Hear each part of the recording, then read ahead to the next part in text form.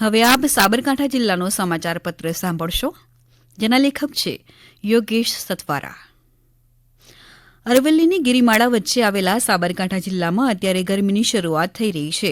જિલ્લામાં ઠેર ઠેર ઠંડા પીણાના સ્ટોલ જોવા મળી રહ્યા છે. સાબરકાંઠા જિલ્લામાં ગરમીની શરૂઆતની સાથે જ જિલ્લાની ગિરિમાળાઓ સોનેરી રંગે રંગાઈ ચૂકી છે. ડુંગરો પર કેસરી રંગના કેસુડા તેમાં સોનામાં સુગંધની જેમ ભળતા જોવા મળી રહ્યા છે. પ્રવાસીઓ પણ આવો નજારો જોઈ મંત્રમુગ્ધ થતા જોવા મળી રહ્યા છે. જિલ્લામાં હોળીના તહેવારને લઈને બજારમાં પતાસા, હારડો, ધાણી, દાળિયા, ખજૂરનું વેચાણ શરૂ થઈ ગયું છે. બજારમાં વિવિધ પ્રકારના હારડાનું વેચાણ થઈ રહ્યું છે અને દુકાનો તેમજ લારીઓમાં રંગબેરંગી કલર અને પિચકારીઓ જોવા મળી રહી છે, જ્યારે લોકો પણ તહેવારની ખરીદી કરતા નજરે પડી રહ્યા છે. જિલ્લામાં ભાજપે લોકસભા ચૂંટણી માટે જાહેર કરેલ બીજી યાદીમાં સાબરકાંઠા લોકસભા બેઠક માટે અરવલ્લી જિલ્લાને પ્રતિનિધિત્વ આપ્યા બાદ અપેક્ષા મુજબ જ કોંગ્રેસે ખેડબ્રહ્માના ધારાસભ્ય તુષાર ચૌધરીને ચૂંટણી જંગમાં ઉતારી એકતરફી જંગને વત્તા ઓછા અંશે રસપ્રદ બનાવી દીધો છે. અત્યારે ચૂંટણીઓની તારીખો જાહેર થઈ જતા સાબરકાંઠા જિલ્લાની આંતરરાજ્ય સીમાઓ પર પોલીસનો બંદોબસ્ત ગોઠવી દેવાયો છે.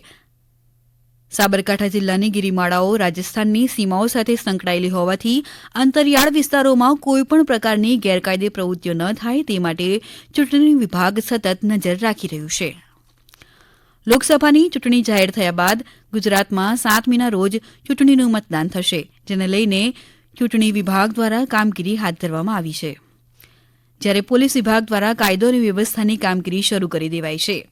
સાબરકાંઠા જિલ્લામાં 20થી 30 માર્ચ દરમિયાન અલગ અલગ પોલીસ સ્ટેશન વિસ્તારમાં સીઆઈએસએફની ટુકડી સાથે સ્થાનિક પોલીસ ફ્લેગ માર્ચ કરશે, જેને લઈને આજે હિંમતનગર ગ્રામ્ય પોલીસે સીઆઈએસએફની ટુકડી સાથે 7 ગામોમાં 30 બૂથો પર ફ્લેગ માર્ચ કરી હતી. ચૂંટણીની તારીખો જાહેર થતાની સાથે જ જિલ્લામાં ચૂંટણી વિભાગમાં લોકોમાં એવેરનેસ લાવવા માટેના કાર્યક્રમ યોજી રહ્યું છે. જિલ્લાના તાલુકાઓ સહિતના ગ્રામ્ય વિસ્તારોમાં મતદાનને લઈને એવેરનેસ કાર્યક્રમ યોજવામાં આવી રહ્યો છે, જેમાં મતદારોને મતદાનના મહત્વ વિશે સમજાવવામાં આવી રહ્યા છે.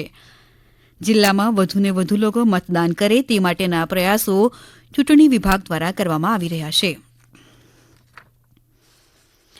કેન્દ્રીય ચૂંટણી પંચે લોકસભાની ચૂંટણીઓની જાહેરાત કરતા જ આદર્શ આચારસંહિતા અમલી બની છે. સાબરકાંઠા જિલ્લામાં આચારસંહિતાનો ચુસ્તપણે અમલ જોવા મળી રહ્યો છે. જિલ્લામાંથી સરકારી મિલકત પરથી પોસ્ટર, બેનરો સહિતના લખાણો દૂર કરવામાં આવ્યા છે.